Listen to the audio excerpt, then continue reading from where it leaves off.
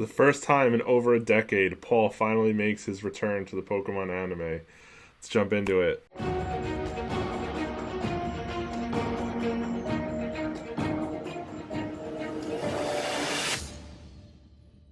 Hey, what's going on, everyone? Entering Infinity here. Today I'm back to talk about episode 114 of the Pokemon anime, where Paul finally makes his long-awaited return. So the episode starts off with Ash training with his Pokemon, trying to get ready for the Masters 8 tournament, when he gets a call out of the blue, and it's from Professor Oak, and he tells Ash that he should come visit his lab and do some training. So we get to see Ash and Go kind of head back to Oak's laboratory, which is always awesome to see. As somebody who's been watching the anime from day one in the 90s, always love seeing any stuff from Gen 1, especially Professor Oak's lab and Pallet Town. So we get to see Ash kind of go back, and this time we get to see him reunited with like all of his Pokemon, minus the ones that are in the Alola region. So that was pretty awesome to see, because I feel like it's been a long time since we've actually seen like all of these Pokemon. That was a really nice wholesome moment where they're all like jumping on him and tackling him and just trying to give him a hug, and it was really cool. I love seeing Charizard and all of his OG Pokemon, so that was really awesome to see. Another indication that they could potentially be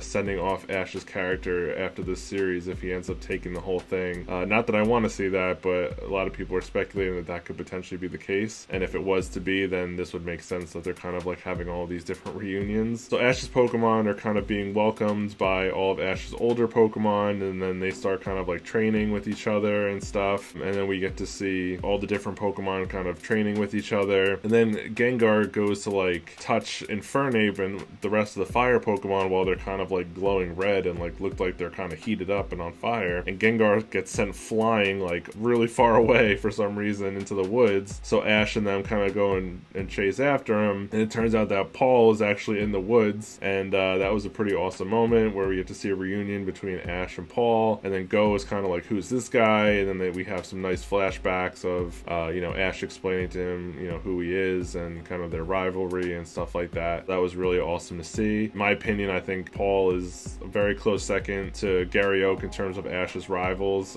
He's definitely one of the best. I mean, for me personally, Gary Oak will always be the best, but Paul is a very close second. He was a really awesome character, and I love that we get to see him again, especially now, which again just kind of shows his character development as we kind of talk about this some more. But after their little reunion, Paul says that like his Pokemon should go train. So Ash's Pokemon kind of go train, and Ash's Gengar goes to train with his fire type Pokemon, and the other Pokemon go to train as well. And then Ash and Paul kind of have a little catching up to do. And the only thing I didn't like about the episode was the part when Ash asks Paul if he was participating in the World Coronation series, and Paul says no because I don't like festivities. That was the only thing that was a little meh for me. I feel like the Paul that we knew would definitely want to be a part of that, as the strongest trainers in the world, and he wants to prove himself to be the strongest and go up against the strongest, and I can't imagine a trainer like him would not want to be a part of that. So that was the only thing that was a little weird for me, but otherwise that was like kind of the only little flaw of this episode. If he didn't participate in it, I wish it would have been for a better reason, like he had gym leader responsibilities or other things that would keep him away from it. But I didn't like the fact that he said he didn't join it because he didn't like festivities. I just thought that was a little weird. But then Ash decides that they should have a battle, so Paul tells him, okay, let's have a 3v3 battle, but only use Pokemon that you're going to be using in the Masters 8 tournament, which is effectively his current 6 that he has and that he's been using. Unfortunately, I don't know that we'll get to see Ash use his older Pokemon in this tournament as much as I personally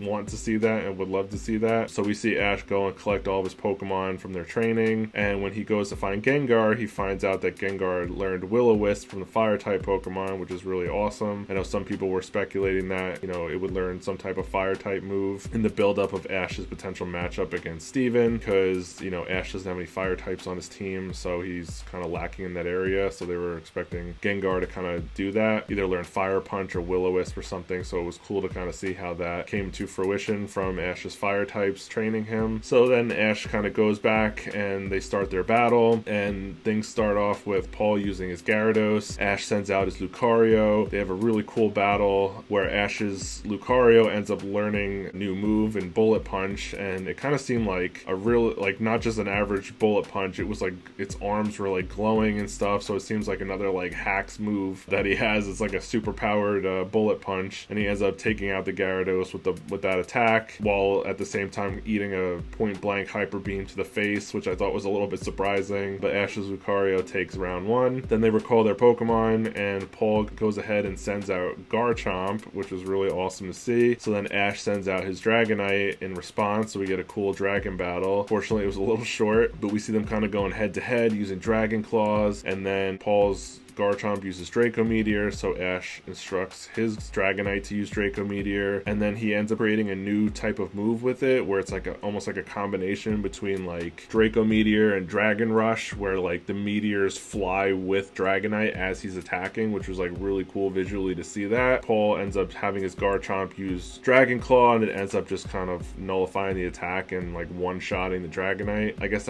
if I was to nitpick, that would be the other thing that I didn't really like that much, because it's supposed to be a big deal that like Dragonite just learned this new attack and like it didn't even work in that scenario. So I'm hoping that Ash gets to use it again and it actually works in the Masters 8. I mean, if Dragonite was going to lose the battle, at least have it lose at a different point. I just wish that attack would have actually worked. It would have been cool to see that. And also I feel like they've been doing Dragonite a little dirty recently. Like Dragonite was Ash's like MVP like this whole time, and I feel like the last couple of battles they've been kind of doing him dirty, and he's been getting knocked out pretty easily. So I really hope he has a return to form and performs really well in the Masters 8 tournament, because I love that Ash just has a Dragonite. It's so awesome. But then we get to the third battle where Paul sends out his Metagross and Ash sends out Gengar, which again is Steven's ace Pokemon, so perfect training for Ash to get ready for his battle with Steven. The fighting ensues, and then Ash ends up using the newly learned Will-O-Wisp, which is what we expected, and that ends up really nullifying Metagross's attack power and slowing it down because it was burnt, and Ash was able to finish it off with a Shadow Ball, and that kind of concluded the battle. So the battle itself was like so awesome. The only thing is I just wish it was longer because it was just so good. I didn't want it to end, and it just like felt like it went by so fast, but it was really awesome to see. And then they have a little exchange, and then Paul says goodbye, and then we find out from Professor Oak that Paul was actually a gym leader, which was like super cool. I didn't really see that for him, and I'm glad that's kind of a really cool step for him in his kind of character development, to not only kind of focus on himself, but gym leaders also focus on like growing the trainers that try to like battle them and stuff, and also